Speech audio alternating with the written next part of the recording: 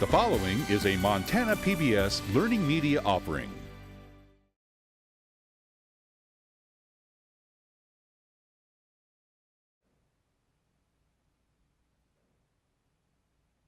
In the original text of Twelfth Night, there was a character named Feste. Feste sang a lot of the songs. He's also an observer of a lot of action. My name is Jess Thigpen. I have the honor of playing Mariah in Twelfth Night, and I think the favorite thing about my character is that she's actually a hybrid of two. My name is Marcus Cunningham. I play Antonio and Curio. My favorite part about Curio, obviously the singing. I love that the character is really just voice, narrator slash ukulele player and singer, so I love that part. Feste is the fool of Olivia's household. It's sort of implied in the text that he's been in her family for a really long time, but he's a clown. He's the entertainment for the household. Good Olivia, why mournest thou? Good Mariah, for my brother's death.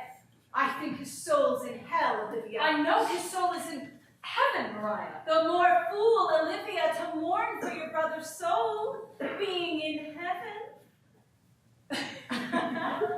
Feste is actually the only character that knows that Viola is actually a girl, or a lot of productions will take that angle.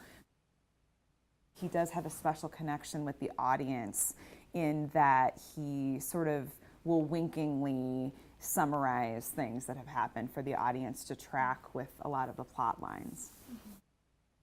He has a lot of really interesting one-on-one conversations with characters, which I find especially interesting. In the original, Feste is present with Malvolio throughout the prison scene, and he not only sees the joke out through the entire thing, but there's sort of lovely, intimate conversations that he has with Malvolio. So I think that you could definitely interpret it that Feste is the one that takes it too far. I think you could also interpret it based on the original text that Feste is observing all of it and is there with Malvolio, almost as if to say, you got yourself into this, but I'm gonna sit here with you and I will see it out because everyone else has abandoned you. So I think there's a lot of different interpretations of what his role is in it, but he's definitely very present throughout the Malvolio track. Hit a wall, right now I need a miracle. Hurry up now, I need a miracle. Oh. I'm stranded, reaching out. I call your name, but you're not around. Ooh, call your name, but you're not around. He sings all of the songs in the original text. So in ours, all of that music went to Curio. Fabian and Feste are characters that Mariah got lumped in with, but I also took some of those because Feste sang a lot of the songs.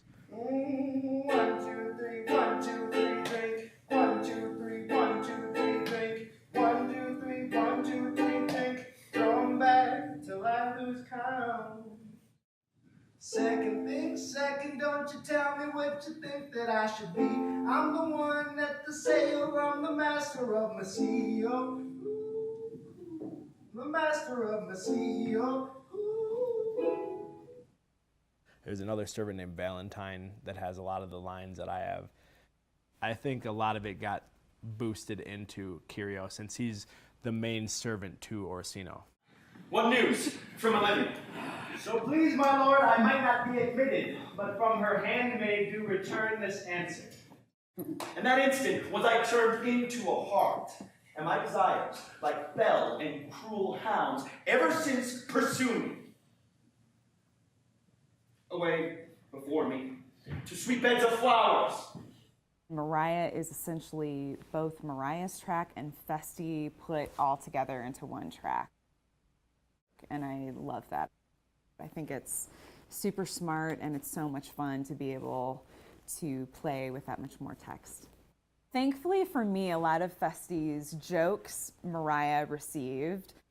Mariah is always a very witty, very intelligent character, but in our version, I think especially so. She gets a lot of laugh lines. She also gets a lot of the track, which involves the playing of the pranks on Malvolio, which in the original is Feste, who sort of comes and goes through a lot of that action. As for Monsieur Malvolio, leave me alone with him. But in ours, it's Mariah that's definitely the driving force behind not just writing the letter, but all of the pranks then that are pulled on Malvolio throughout the rest of the play. I can write very like my lady, your niece. On a forgotten matter, we can hardly make distinction of our hands. If you will see the fruit of the sport, Marcus first approached to my lady. He will cover her in yellow stockings, and 'tis a color she abhors, and cross-gartered a fashion she detests, and he will smile upon her, which will now be so unsuitable to her disposition that he cannot help but make himself a notable contempt. Oh, here's a postscript. If thou entertainst my love, then here is thy smile. What ho! I say, peace in this prison. Who calls there? Sir Topus, the curate, to visit Malvolio, the lunatic. Sir Topus, good Sir Topus, go me to my lady. I most freely confess, myself and Toby set this device against Malvolio here. I myself writ the letter, at Toby's great importance. In recompense which he hath married me.